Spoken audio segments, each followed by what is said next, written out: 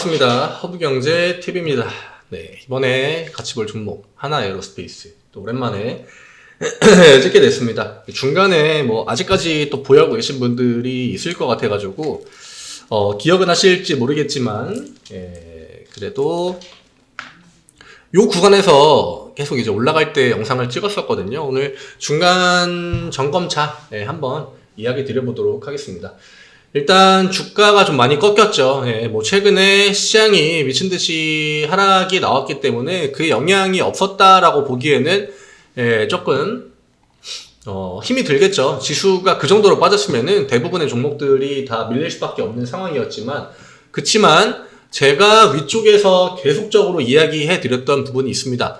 제가 진짜 지겹도록, 아니 대체 쟤는 왜 자꾸 주가가 올라가는데 분할 매도 하라고 하는 건지, 그렇게 생각하신 분들이 굉장히 많으셨을 것 같은데, 뭐 그냥 이야기 드린 게 아니라 사실 좀 어느 정도 힌트를 보내줬습니다. 힌트를 많이 보내줬고, 사실 이 하나 에어로 같은 경우에는 어느 정도 이제 기관이나 외국인의 수급의 영향을 굉장히 많이 받는 종목이었는데, 그 중에서도 이제 투신 쪽에 매수 매도나 기관 쪽의 매수 매도, 이런 것들이 좀 굉장히 중요했던 종목 중에 하나입니다. 사실 뭐 크리티컬은 이날이라고 봐야겠죠. 9월 26일. 물론 전날 뭐 지수가 많이 빠졌겠습니다만, 이런 날 봐도 투신에서 매도가 33만 주, 연기금 매도가 32만 주. 제가 늘 말씀드리지 않았습니까? 오히려 이렇게 주가가 야금야금 올라갈 때 이런 구간에서 분할 매도를 계속적으로 하게 되면은 결국 나중에 다른 내가 이후에 여기 가가지고 얼마에 팔아야지 라고 생각을 아무리 했다고 해도 분할 매도하는 것이 수익률적으로나 평균 수익률이나 이런 걸 따졌을 때 굉장히 가장 거의 뭐 제일 높습니다. 왜냐? 개인 투자자 입장에서 고점의 주식을 내가 팔아야겠다라고 이 마음을 먹는 순간, 그 순간부터는 고점에서 매도하기가 힘듭니다. 암만 그 뒤에 뭐 호재가 나오고 뭐 어떠한 모멘텀들이 나오고 추가적으로 수출 계약 이슈나 이런 것들이 나온다고 해도, 이런 식으로 기관 쪽에서 그냥 올매도를 때려버리면은 주가가 버티기 힘듭니다. 기관 투자자들도 포트폴리오를 바꾸고 막 무작정 뭐 존버를 한다거나 그러지 않습니다. 그렇기 때문에 또 특히나 9월에서 10월 달로 넘어온다 이러면은 3분기에서 4분기로 포트폴리오가 이제 바뀌는, 전환되는 그런 시점의 딱 중간이죠. 거기다가 지수 하반까지 나왔다? 그러면은 더욱더 이 주식을 매도하기에 좋은 여건들이 마련이 됩니다. 기관이나 외국인들 입장에서도. 근데 에어로스페이스는 최근에 외국인들 매수가 쭉 들어옴에도 불구하고 주가 반등 나오지 않습니다. 왜냐? 에어로스페이스는 늘 말씀드리지만 기관의 영향력이 굉장히 큰 종목이었고, 이 주가를 움직이는 메인 주체는 기관이라고 제가 진짜 엄청 여러 번 이야기 드렸습니다. 뭐 제 이야기를 듣고 진짜 분할 매도를 하신 분들은 그나마 뭐 어느 정도 수익을 챙기고 중간에 리스크 대응도 충분히 다 가능했었을 거라 생각이 듭니다만, 이런 것들이 결국에는 다 이렇게 결과로 다가옵니다. 물론 뭐 지수 때문에 시장 빠진 뭐 이런 뭐 그럴 수 있죠. 그럴 수 있지만 이때는 지수가 빠질 때가 아니었단 말이죠. 그러니까 주식에 100%는 없습니다. 100%는 없고, 암만 지금 뭐 매수 강도가 좋고 주가의 추세가 좋고 라고 하더라도 어느 정도 시세를 주고 내 계좌에 어느 정도 수익률이 찍히고 수익금도 늘어날 때에는 그럴 때는 비중을 진짜, 제가 오죽했으면은 제발 적은 비중이라도 조금씩이라도 매도를 하시면은 나중에 대응하기가 훨씬 수월하다, 이런 이야기를 드렸겠습니까? 알죠. 우리나라의 개인 투자자들 대부분은 주가가 올라갈 때 매도 생각 잘 안 합니다. 오히려 떨어지고 막 이렇게 밑으로 빠지려고 하고, 결국 내가 봤던 어떠한 수익들을 어느 정도 다 토해내기 시작할 때, 그럴 때 매도를 하는 경우가 많고요. 그 다음에 이럴 때도 매도를 못한다 하면은 그럼 이제 마이너스로 전환이 되는 거죠. 그런 것들 때문에 제가 진짜 이 영상 찍으면서 이 과거에 제가 하나 에어로스페이스 영상 찍은 거 진짜 한 10개 보시면은 10번 뭐 10개건 11개건 그냥 계속 강조드린 거 분할 매도입니다. 특히나 기관이나 외국인 수급을 베이스로 올라가는 종목들은 분할 매도 하면은 정말 대응이 어렵지가 않습니다. 왜냐?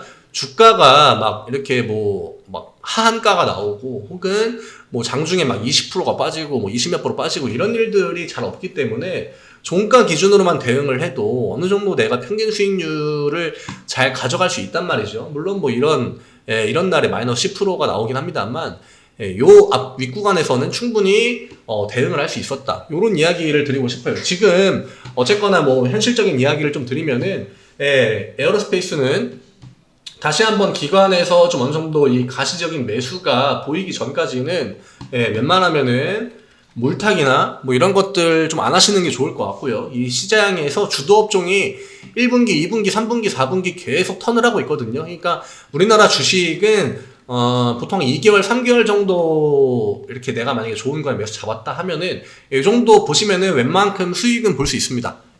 근데 요 기간이 지나간다라고 하면은 결국에는 기관 투자자도 외국인 투자자들도 싸게 주식을 사가지고 비싸게 팔려고 이 주식들을 건드리는 거기 때문에 그런 관점을 생각을 하셔야 돼요. 어느 순간부터 모멘텀이 먹히지 않는 그런 차트 구간이 발생이 됩니다. 그러니까 이걸 차트만 놓고 보면은 좀 대응하기 힘들죠. 이런 자리에서 충분히 반등 넣을 수도 있겠지라고 하겠지만, 이게 차트가 박살나기 전에 어떠한 이런 이 수급과 관련된 그런 데이터들은 미리 신호를 좀 줍니다.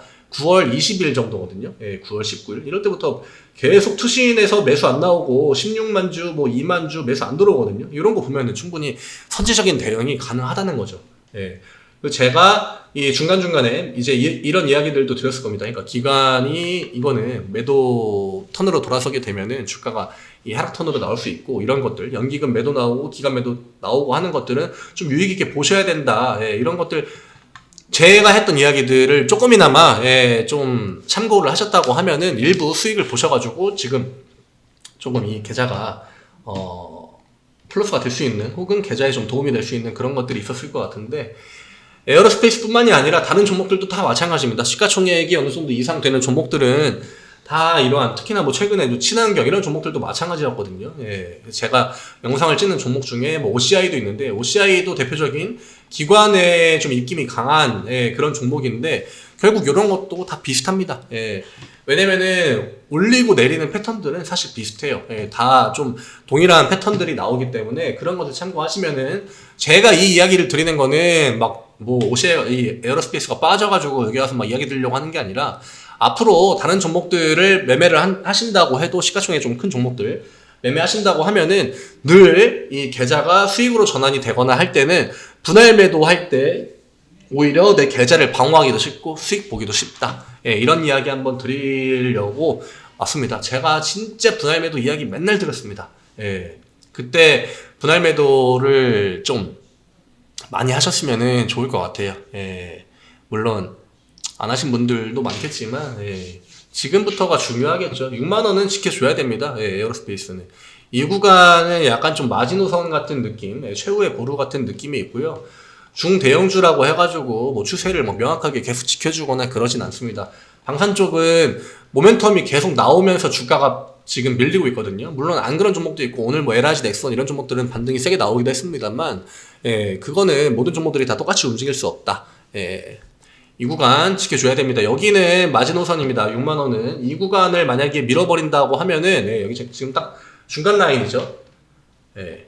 이 구간에서 밑으로 내려온다라고 하면은 당분간은 조금 더 힘을 못 쓸 수 있지 않을까 생각이 됩니다. 시장 반등이 나와도 방산주 자체가 시장이 좀 안 좋을 때 강한 포지션을 많이 잡았던 종목이기 때문에 그런 것들도 좀 고려를 하셔야 될 것 같습니다.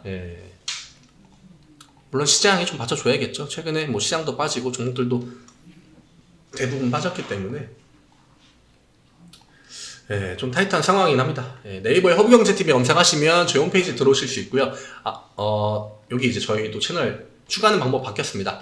카카오톡에서 돋보기 모양 누르시고 허브경제TV 검색하신 다음에 여기 카카오톡 채널 추가하는 거 딱 버튼이 있거든요. 이거 누르신 다음에 제가 에어로스페이스 대응을 못했습니다. 어떻게 하면 좋을까? 이런 거 그냥 편하게 남겨주시면 됩니다. 뭐 어렵습니까? 그냥 편하게 이야기 주시면 저희가 또 친절하게 답변 드리고 또 저한테 이제 또 궁금하신 부분들 있으시면은 여쭤보시면 되십니다. 또 무료 추천 종목이나 무료 체험 종목들 이런 거 한번 받아보고 싶다 하시는 것도 편하게 똑같이 이 채널에다가 메시지 남겨주시면은 되십니다. 좀 아쉽죠? 충분히 매도할 만한 구간들이 명확하게 있었습니다. 예, 비중을 내가 진짜 3% 5%씩만 매도했다고 하더라도 지금 잔여 비중이 얼마 안 될 거기 때문에 이런 구간에서 다시 한번 반등 나오면은 추가적으로 또 수익 낼 수 있는 기회가 나오거든요. 근데 지금 비중을 그대로 들고 내려오셨다라고 하면은 예, 지금은 물타기 이런 거 안 하시는 게 좋을 것 같습니다. 예, 지금은 물타기 할 자리는 아닙니다. 물타기는 요 기관이랑 외국인들, 예, 외국인은 사실 이 에어로스페이스를 주가를 돌려놓을 힘이 없습니다. 기관이 매도하는 한. 예, 그러니까 기관 매도가 충분히 멈추고 기관이 매수로 좀 돌아서고 기관 매수의 연속성이 보일 때, 그럴 때 대응하는 게 확실히 좋고요. 예, 현금도 안 아깝고 시간도 안 달리고 그런 것들 참고하시면 좋을 것 같아요. 내일 이 시간에 또 인사드리겠습니다. 감사합니다.